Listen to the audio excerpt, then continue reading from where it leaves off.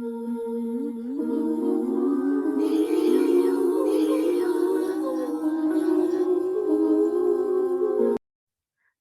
welcome to the Abyss Tarot T.A.T. So today we are on day 23 of your 31 days of Halloween tarot messages. Now we're going to talk a little bit about the number 23. Number 23 does break down to the number 5. And, I always say fives are changes, choices, and challenges, the three C's, right? But it also represents Okay, sorry. Yeah, so it also represents like in a biblical sense, it represents Psalm 23, the Lord is my shepherd. And so that Bible verse chapter, it does talk about the part of though I walk through the valley of the shadow of death. It talks about like having that faith that even though it's a tough moment and a scary moment, you're going to get through it. So I think it's, 23 is a very like important number because it also means like you helping others, you being assistance to others through their challenges, and again, changes, challenges, and choices, right? And so it's like you, through your challenges, you're making the choice to help others, through those times of their changes, of their challenges. So it really represents your spiritual growth, and again you understanding your light and having that light even though you're in the shadow of darkness, that shadow, right? And so it's difficult. I ain't gonna lie. The number 23 to me is always kind of difficult. The number 5 changes, challenges, and choices. And me being the life path number that I am, a 5 to me is a challenge. So it might not be as challenging to you, but to me it is a challenge. It's a bit of a struggle. But again, it's like pushing through it and also being kind of like that lesson or that example of lessons to other people. So it's like you're showing them through what you've been through, you can help them through it. Okay. All right. So the story we do have today that does also match with that number is Sleeping Beauty 32. Oh, wow. Look, 30, it's number 32 and today is 23. It's the same number, but in reverse. It's mirroring each other. Wow. Okay. Sleeping Beauty Awakening. So we're going to talk about Sleeping Beauty a little bit. Everybody knows the story of Sleeping Beauty, right? Of Aurora. But before we get into the story, let's go ahead and get your comfort card. Okay. So we're going to pick 2 cards here. And you're going to choose if you're going to pick card 1 or 2 as your comfort message. Okay, card 1. Card 1. What is the comfort message for card 1? This one, okay. And for card 2, what is the comfort message for those that pick card 2, please? What is the comfort message for those that pick card 2? And this one. Okay. So we have 1 and 2. Now let's go ahead and put a charm. Okay, let's see. What is this? Oh, it's a tea bag. Look at that. A tiny little tea bag. Okay, so card 1, comfort card 1 is a tea bag. Getting the tea, right? All right, card 2. Card 2. What is this? Oh, it is a letter. It is the letter W. Okay, letter W. I heard Wilma, from the Flintstones. So letter W, and it's pink, okay? All right. So these are your 2 comfort cards. Number 1, the tea bag. Number 2, the letter W. So let's go ahead and get into the story of Sleeping Beauty. What is the moral of the story? What is going on? And so the story Sleeping Beauty, okay, it says awakening. So maybe going through that spiritual awakening again. Psalm 23, right? Walking through the valley of the shadow of death. So that shadow, maybe you're in that shadow, that dark night of the soul, that dark period where things are changing for you, where you are awakening to more things. You're awakening to your spiritual light, to your power. And again, it is the number of also helping others, being of assistance to others through their challenging times because you've gone through something similar. Okay. So Sleeping Beauty is the story of Aurora, who is a baby born to a king and queen, and they invite all the fairies from the kingdom to come, you know, see the baby, right? And they invite everyone except one fairy, Maleficent. Okay, I love the movie Maleficent. So they invite everyone but Maleficent. Either they did it purposely or they just somehow missed the invite to her. We don't know. But she's the one and only fairy that was not invited. So she still ends up showing up pissed off, and she puts a curse on the baby, on Aurora. Says that on her 16th birthday she will prick her finger on that spinning wheel, on that spindle, and she will die. And so that is the curse. And another fairy steps forward and says, well, I can't remove the curse. It's going to play out how it has to play out, that she's going to prick her finger regardless, but I can kind of twist it in a way to where she won't die, but she'll sleep for 100 years unless she is woken by true love's kiss, right? And so then her parents agreed to that. But the thing here too is, the dilemma is that her parents never tell her of this curse, which is something they should have done. That way she could be aware of it, be awakened to it, right? She was asleep to knowing that. She didn't have the knowledge of that, which is messed up. And also the thing that they did that I think was messed up was that the king ordered for all the spinning wheels to be removed from the kingdom. Now, what does that do, right? What does that do? What about all the people that are like dressmakers and that use those spinning wheels to for their thread and their sewing and they're making clothes? What about them? They lost their jobs. What about the sheep herders, right? That use the wool too for, that herd sheep, and it's like they lost their jobs. So it's like everybody basically that works, in clothing, materials, thread, that type of thing, they lost their job. And what does it do to the economy of the kingdom? It ruins it. So not only that they make the mistake of not telling her, but they made the mistake of ruining the kingdom and the economy by not thinking wiser, by not making different choices. Again, maybe telling her, hey, this is what's going on. When you're 16, this is what's going to play out. So don't touch it, or whatever, whatever. Or you are going to touch it, but you're going to go to sleep until somebody you love kisses you, or whatever. You know what I mean? It's just really messy how her parents went about it. And it's like everybody ended up paying the price. The economy crashed, and she ended up, still touching it, but without even knowing why she had touched it or why she was drawn to touch it, because she felt drawn to touch it.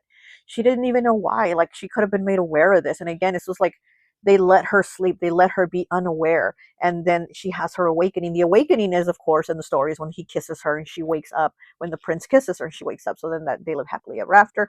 It also does talk about, like, about resentment and revenge, with Maleficent being resentful that they didn't invite her. Like, ain't that some shit? Her resentment. Not only did she curse a child, which was so unfair because she had nothing to do with her, the parents not inviting her, because then the parents should have been punished, right? And then also the economy crashing in that kingdom. Maybe everybody had to move away from the kingdom and move somewhere else where there was going to be jobs for them to herd their sheep and be dressmakers and thread spinners and all that, right? So also, because of Maleficent's resentment, she also was a part of causing all this chaos because of her resentment. So that's another thing to look at: our resentments, our feelings. How do we feel about people, and how do we go about it? Changes, challenges, and choices. That is a challenge, right?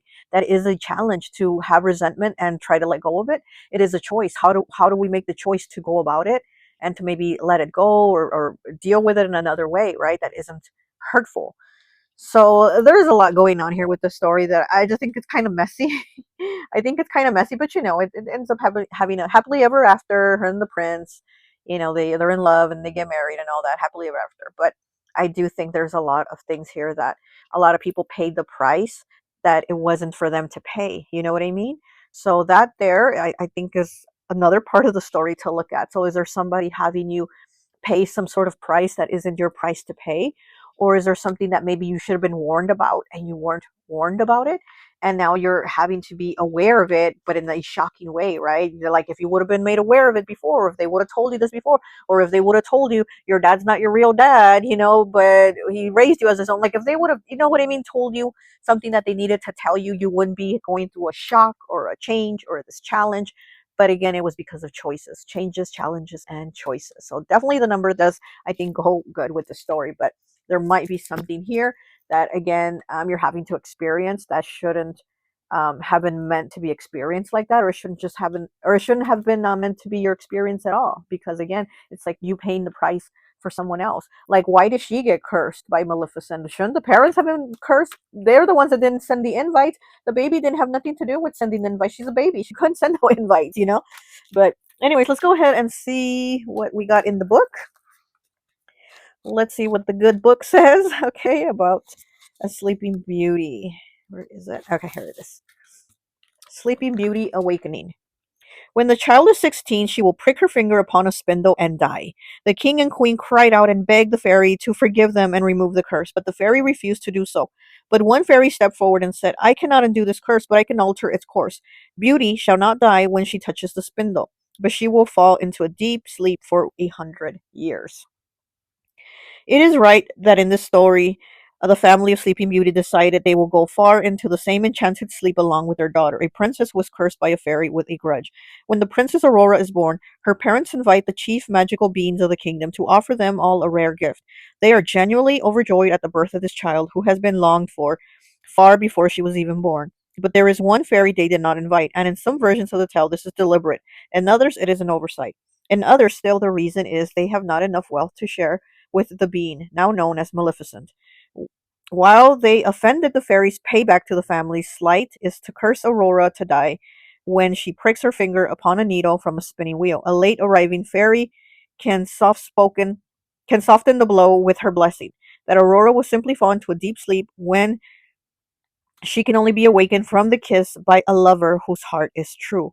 Instead of raising Aurora with the knowledge, the family endanger her even more by keeping the prophecy from her. Exactly. They endanger her. Girl, you in danger. Look, let her know, right? Let her be aware of what's to come. Anyways, and this is the ignorance that most endangers her, and which gives the curse its opportunity to take hold. When this card comes to you, you will learn that someone has tried to protect you from a harsh truth by keeping information that is vital from you. There is no escape from the dilemma you inherited, but you will be able in time to find a way through the challenge. Again, today, right? 23 changes, challenges, and choices. And you will not be alone, and you will never be abandoned. You will be awakened by the truth. And when you wake up, so will others around you who wish to protect you, but in truth only made you more vulnerable. Yeah, exactly. It's like somebody didn't want to say something, like I said, somebody didn't tell you your father wasn't your father, and then you need that that bone marrow or whatever you need, and it wasn't a match, and it turns out it wasn't your dad, and you're like, what the hell? Like, you know what I mean? So things like that. It says meanings. The curse shall be broken. Time will lead to an awakening. The forest protects you. The sins of the parents, inherited guilt, generational patterns activated, ignorance of consequences, and willfully hiding the truth. Wow. Yes, definitely. Okay. How it says sins of the parents. Yeah, maybe your parents, again, there's something they should have told you that they didn't tell you, or somebody's been hiding something from you because they thought, oh, I don't want to hurt you. I don't want to hurt you by telling you I have this situation going on. And then when you actually find out about it, when you awaken to it, then it hurts you even more because you're like, wow, why wasn't I aware of this curse? Why didn't I know about this? You know what I mean? So there's something here today that is a challenge here, but it is like, again, something that you shouldn't um, have to go through. But again, because of going through that, you're going to be able to help others when they're going through similar challenges. Okay. All right, so if you chose card number one, comfort card number one, if you chose the tea bag, and yeah, the tea, getting the tea, right? That's the awakening. The awakening here is that knowledge, that understanding. It's getting the tea, that spiritual tea, and you're like, whoa, I did not understand that. I didn't feel that. I was in that darkness. Now I understand the light. I have the tea now, right? Oh, wow, outsider. Look at that. Misfit, loner, and wanderer, number 22. Look at that. Okay, so let's go ahead and take, that is such a beautiful card. Outsider. Hmm. So with Sleeping Beauty, yeah, they made her an outsider by not telling her what she needed to know, by not giving her the knowledge to know that, hey, this is what's coming up when you turn 16. They kept it hush from her. She had no clue on what was to come. So she was made an outsider. Okay, so here we have outsider number 22. Live Empire Speak. And yet the distance between you and others gives you a unique and valuable perspective. You, like us, feel estranged from the human world at the moment. We find you with this card. It is as if a glass separates you from others and their world. You look at the lives of others and there is a sense of mild regret and how distant it all seems. You feel unable to find the true meaning in anyone else's experience, and you cannot relate to what so many people care about. You do not care who wins the latest reality TV show. You do not know what it is you will do for the rest of your human days. You do not understand why so many people wish to be esteemed for their clothing or their cars or the title of their job. You cannot express those feelings to most people. And if you are blessed, as we so rarely are for fleeting moments, with a true sense of companionship, the loneliness, the isolation, and the sense of having no home ends for just like a little while. But for you now, you feel an outsider, looking even inwards, but not feeling a part of any community or group or even a family. At this time, as strange as it can be, disorienting as it can be, you are wondering about your humanness, if indeed you really belong in this great, thriving, greedy, enamourous, wise, and childish family called the human race. The estrangement is current, but it is not eternal. Still, there are always something of the orphan child about you. Even if you have never suffered the abandonment so many have, you simply are different and you have yet to find your own kind.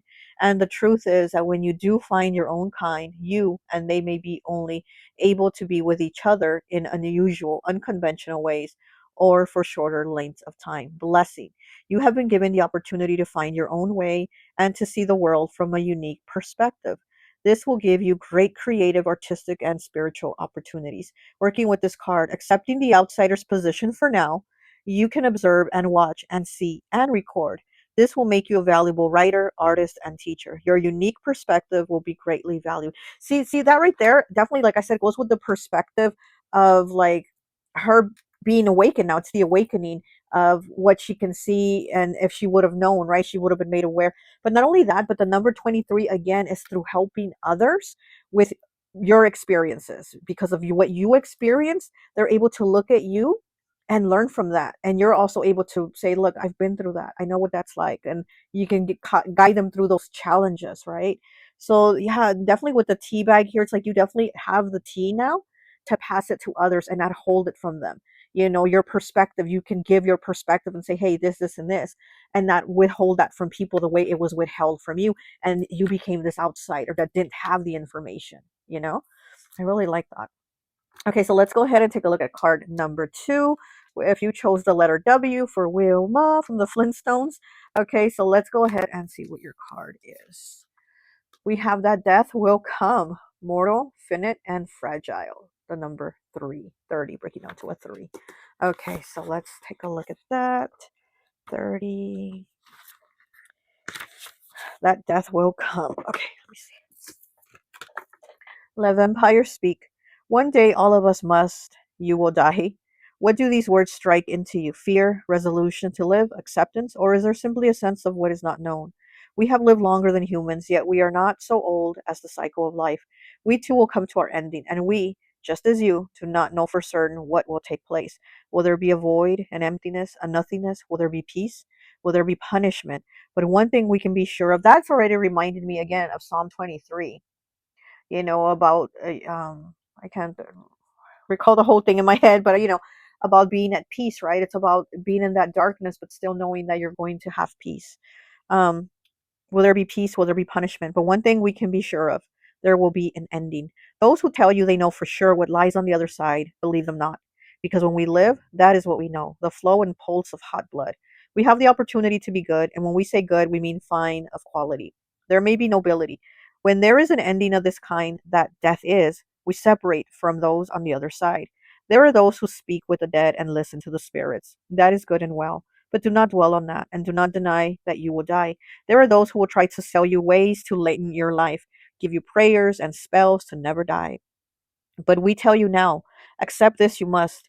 Even we die, and we live longer than the Fae. Before I continue, that is again taking me to Sleeping Beauty, because it's like how she was going to prick her finger at 16 and die. And the fairy said, well, we can give it a spin where she's not going to die. She's still going to prick her finger at 16, but she's going to sleep for 100 years. Like, what kind of BS is that, too? You go and sleep for 100 years? No, thank you. So it's like trying to lighten her life. And again, they gave it that twist, but what? It was still going to be the same thing of her having to prick her finger. So, anyway, so this kind of okay. Okay, even we die and we live longer than the Fae. Okay, here we go. Your mortality is beautiful, of its born compassion, the desire to live well and deeply. In the brevity of human spans is the impetus that drives you to explore, to go further, and to create rich experiences.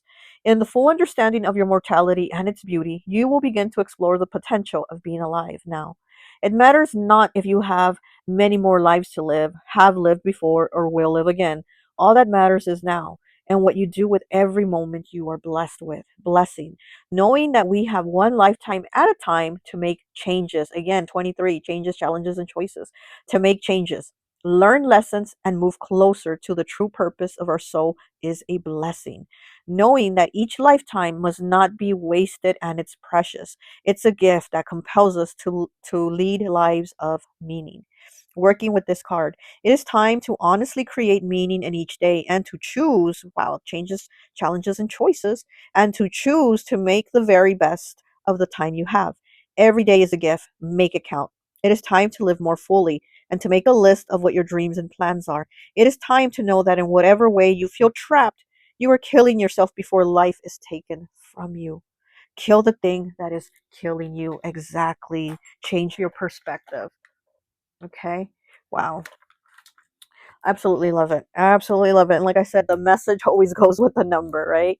Okay. So that is your message for today, day 23. I hope this message resonates. I hope you have a great day. Give me a like, okay? Give me a like. Give me that thumbs up. If you're not subscribed, then subscribe to the channel, please. It does help you grow out here in the mean streets of YouTube algorithm. I appreciate you. Talk to you later. Bye.